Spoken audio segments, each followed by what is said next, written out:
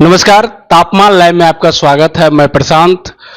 यह सबको मालूम है कि पूर्व केंद्रीय मंत्री पशुपति कुमार पारस के रालोजपा पार्टी एनडीए से अलग हो गई है और इसकी विधिवत घोषणा अंबेडकर जयंती पर पटना के बापू सभागार में आयोजित संकल्प रैली में की गई थी। एनडीए से तो अलग हो गई, अब इनकी राजनीति क्या होगी, रणनीति क्या होगी, या फिर महागठबंधन के साथ जाएंगे, स्वतंत्र चुनाव लड़ेंगे? इन सारे सवालों का जवाब हम जानेंगे प्रदेश अध्यक्ष और पूर्व सांसद प्रिंस राज से। प्रिंस जी, अब तो एनडीए को आप अलविदा कह दिए हैं, अब क्या लग रहा है, क्या मूल कारण रहा अलविदा कहने का?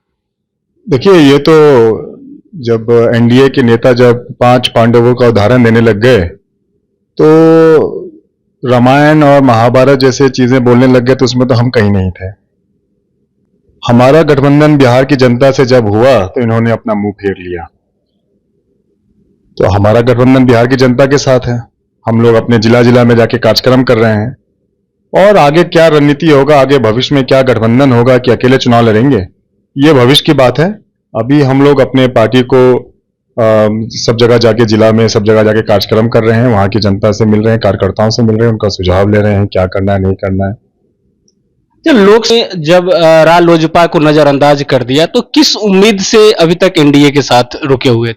हाँ, उस वक्त जो निर्णय लिया गया, हमारे राष्ट्रीय अध्यक्ष जी द्वारा जो निर्णय लिया गया, देश हित में एक निर्णय लिया गया और चुनाव लड़ना होता है एक मात्र जो उद्देश्य होता है कि सिर्फ चुनाव लड़ना है तो चुनाव लड़ जाते हैं। हम कहीं से चुनाव लड़ जाते हैं, हमारी पार्टी कहीं से चुनाव लड़ जाती है। लेकिन उस वक्त यह निर्णय लिया गया कि देश हित में जो है एनडीए का साथ दिया जाए और हम लोगों ने वो किया और ईमानदारी से किया।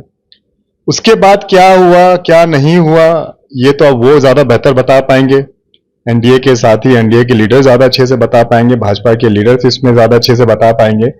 लेकिन हम भविष्य की बात करते हैं, जो हुआ सो हुआ। हमारा भविष्य जो है बिहार की जनता के साथ है, बिहार की जनता हमारे साथ है, हमारा गठबंधन उनके साथ है।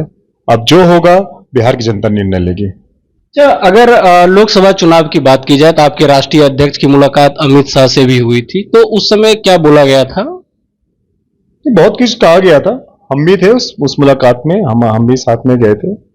लेकिन खैर जो हुआ, अब हम लोग अपनी तैयारी कर रहे हैं। क्या लग रहा है, महागठबंधन के साथ जाएंगे या फिर स्वतंत्र चुनाव लड़ेंगे? जैसा हमने कहा, हम बिहार की जनता के साथ हैं, हमारा गठबंधन बिहार की जनता के साथ है और कार्यकर्ता हमारे पार्टी के और हमारे दलित सेना संगठन के जो कार्यकर्ता जो हमें सुझाव देंगे, जो उनका निर्णय होगा वो पार्टी भविष्य में लेगी। अच्छा, एक चीज हो सकता है कि अभी मान लिया जाए फिर कहे कि आइए, आपके बड़े भाई बोले कि आइए सारा चीज भूल जाइए, अब एक साथ फिर प्रदेश के विकास की बात करते हैं, अगर ऐसा संभव हो? ये कहां से संभव है? घर की माँ बहनों पे वो एफआईआर कर रहे हैं, हमारी माँ के ऊपर उन्होंने एफआईआर, झूठा एफआईआर कर दिया है। ये कहां से संभव है? प्रिंस जी, ये आरोप क्यों लगा रहे हैं कि माँ के ऊपर झूठा एफआईआर? आखिर ये आरोप क्यों? आप देख लीजिए, सारा कुछ न्यूज में तो चल ही रहा है। इन्होंने तो परिवार का सारा मुद्दा तो सड़क पे और मीडिया में लाके बात करते हैं।